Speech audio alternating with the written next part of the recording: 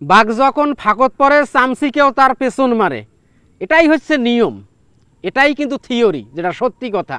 এই যে আমাদের দেশে এখন বন্যা হচ্ছে, বন্যাতে বাংলাদেশ মনে করেন ভাসি যাচ্ছে কিছু কিছু এলাকা। এই সময় আমাদের ব্যারিস্টার সুমনের দরকার না, তিনি কোন জায়গার থাকি কিভাবে যে ভিডিও দিতেছেন আমরা বুঝি না, অজ্ঞাত কোনো জায়গার থাকি ভিডিও দিতেছেন। আচ্ছা আপনারা কি পাইছেন কন্ত? এই এখন বন্যায় মানুষ অসহায় হয়ে পড়েছে, লঙ্গি টঙ্গি খুলি যাবার নাইছে, লঙ্গি খুলিয়া মানুষ চলি যাবার নাইছে। এখন তো আমাদের ব্যারিস্টার সুমনের দরকার। আজকে ফির ফেসবুকের একটা স্ক্রল করতেছি, স্ক্রল করতে করতে দেখতেছি কার জানি লিঙ্ক ভাইরাল হয়েছে, রেকর্ড ভাইরাল হয়েছে, অডিও রেকর্ড, লিঙ্কও ভাইরাল হয়েছে। ওই হাউন আঙ্কেলের ভাইসছে নাকি, তার দেখি যে রেকর্ড একটা ওই মুনিয়া নামের একটা মেয়ের সাথে ভাইরাল হয়েছে। আপনারা বলেন তো এলে ভালো লাগে?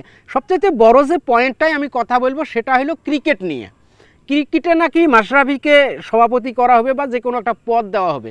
দেখেন এই লোকটার পদের কিন্তু দরকার আছে, কারণ আমাদের দেশে সুবিধাবাদী তো অনেক লোকেই থাকে, তার মধ্যে মাশরাফি কোন হিসাবে সুবিধে হয়? কোনো হিসাবেই সুবিধে না। আপনারা যেটা মনে করছেন যে আমি ট্রোল করতেছি অথবা আমি ব্যঙ্গ করতেছি, না, ব্যঙ্গও না, ট্রোলও না, কিছুই না। মাশরাফির ক্রিকেটের তো দরকার আছে নাকি? যে লোকটা রানিং একটা প্লেয়ার ছিল, খেলার মাঠ থেকে রাজনীতির মাঠে এসেছে শুধু দেশের জন্য, দেশের মানুষের জন্য, দেশের কল্যাণের জন্য, দেশের মানুষের কল্যাণের জন্য, সেই লোকটাকে আপনারা ওখান থেকে ছাঁটাই করতে চাচ্ছেন। আবার ফির দেখা যাচ্ছে আমাদের বাংলাদেশের জান, বাংলাদেশের প্রাণ সাকিব আল হাসান, তাকে নাকি সরাই দিতেছেন। বুঝতেছি না আসলে, সুবিধাবাদী তো সবাই, কিন্তু একটু অ্যাঙ্গেলে দেন, জায়গা টাকা দেন, জায়গা টাকা না দিলে কি হবে? দেখেন যারা যারা সুবিধাবাদী, যারা এনসিএল খেলতো, এনসিএল না এনসিএলে খেলছিল মনে হয়, মনে নাই আপনাদের 2007 সালে ওই রাজ্জাক ছিল, বাশার ছিল, সুবন ছিল, তারা তো এলে খেলছিল, তারপরেও তারাই বাংলাদেশের ক্রিকেটের হত্যাকর্তা ছিল। কিন্তু বাংলাদেশের সবচেয়ে যে গুরুত্বপূর্ণ ক্রিকেটে যে ভূমিকাটা পালন করছে মোহাম্মদ রফিক, হ্যাঁ, আমরা সারাদিন টেলিভিশনের সামনে থাকতাম কখন একটা উইকেট পড়বে, উইকেট পড়ে না। একমাত্র মোহাম্মদ রফিক ছাড়া উইকেট ফেলার মতন প্লেয়ার ছিল না। এই লোকটা অবহেলিত ছিল। এই লোকটাকে তো এখন একটা কোনো পদ দেওয়া যায়, অবশ্যই পদ দেওয়া যায়, রিয়েলি মন থেকে বলতেছি যে মোহাম্মদ রফিকের দরকার ছিল, অথচ সে বিসিবিতেই ঢুকতে পারে নাই। অপরাধটা কী ছিল? আসলে বাংলাদেশের যে অনেক প্রতিভাবান প্লেয়ার, এই যেমন আশরাফুলের কথা কই, বাংলাদেশের সর্বকনিষ্ঠ একজন সেঞ্চুরিয়ান, হ্যাঁ, তাকে 2013 সালে তারে নারে করিয়া ম্যাচ ফিক্সিংয়ে ফেলেয়া তারপর কি করলেন আপনারা? তাকে এমনভাবে দল থাকি বাইর করলেন, আর দলে ঢুকতেই পারল না। আচ্ছা, মোহাম্মদ আশরাফুলের সাথে আর কেউ জড়িত ছিল না ম্যাচ ফিক্সিংয়ে? ছিল, তারা কিন্তু দিব্যি ওখানে ছিল। আসলে ওই জোর যার মুল্লুক তার, এটাই হইল কথা। ওই জোর যার ক্ষমতা প্রয়োগ করতে পারে, যার বেকিং আছে পিছনে, পাইপলাইন ভালো আছে, তারাই কিন্তু অপরাধ করি জনগণের সামনেই থাকে, এটাই হলো কথা। যাই হোক, এখন দেখতেছি যে অনেকের লিঙ্ক ভাইরাল হইতেছে, লিঙ্ক আবার ভিড় দেখা যাবে না যে ইয়ে হচ্ছে, কারা কারা এই কামগুলো করছে। এখন আপনারা প্রকাশ করতেছেন কেন? এর তো সময় ছিল প্রকাশ করার নাকি?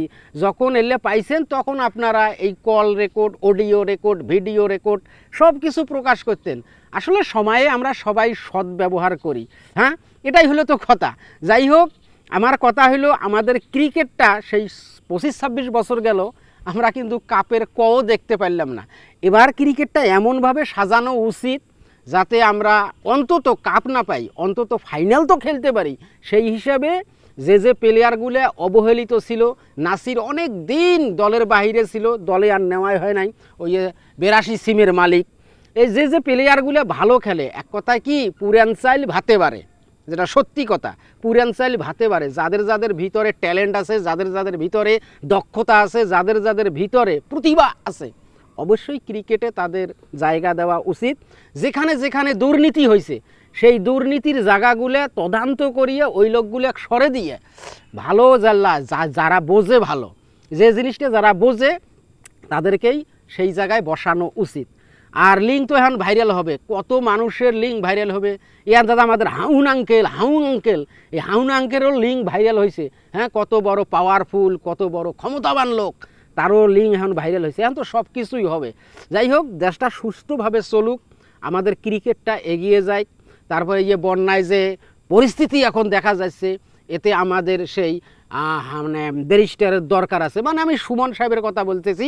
অনেকে বলতেছেন যে সে বাটপার ব্যারিস্টার, মানে ব্যারিস্টার বাটপার সুমন। আরে ভাই হোক বাটপার সুমন, তাও তো কিছু একটা করছে। বুঝছি যে বিদেশিদের টার্গেট করিয়ে, বিদেশিদের মানে টার্গেট করিয়ে সে একটু ডলার মলার নিয়ে দিছে, তো যাই হোক দিছে, তো হয়তো 10 টাকা পাইছে, 9 টাকায় মাইর দিছে, তাতে কি হয়েছে? 1 টাকা তো বাঙালি পাইছে, ওটাই তো আলহামদুলিল্লাহ। বাঙালি বলতে যারা অসহায় বন্যাতে ছিল তাদেরকে।